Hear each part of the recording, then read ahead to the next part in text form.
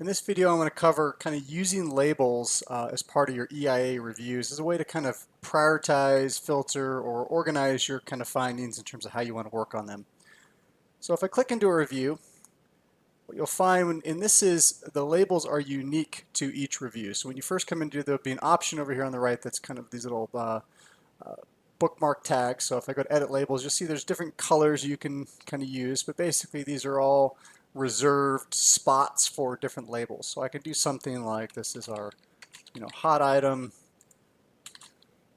Right, I could define them by priority, or I can give them some of the labels. Maybe they're assigned to Bob versus Steve versus Scott. Right, I can create whatever I want these labels to be. I can define them, save my labels. So I can just kind of click off, click back, and then I should have my option to use these labels. Now how I can use them is you'll see in my filters, I'll have different labels that I can filter on, but also any of these individual rows or records, I can click on edit labels. Now this isn't a one-for-one. I can have multiple labels assigned to one item, right? I can have multiple labels assigned to this guy. I can come in here, maybe add this one as a hot item, maybe add this one as another hot item, right? And I can go and put different labels on these individual items. And then in essence, as far as managing my results, maybe I want to work on the hot items first.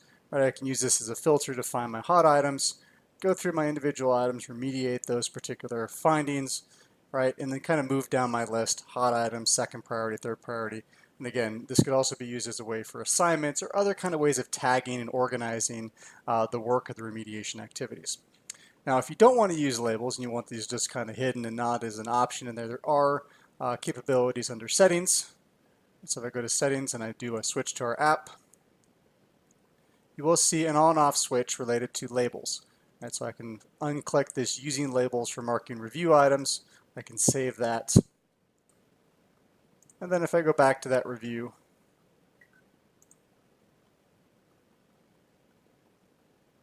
right, what we'll find there is that the edit labels button is missing.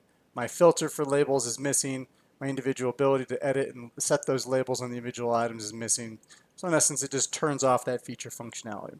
So in short, that is using labels on EIA reviews. And again, the labels are unique to each review, so you can define per review kind of how you want to organize and or filter your individual findings. Hope this was helpful. Thank you.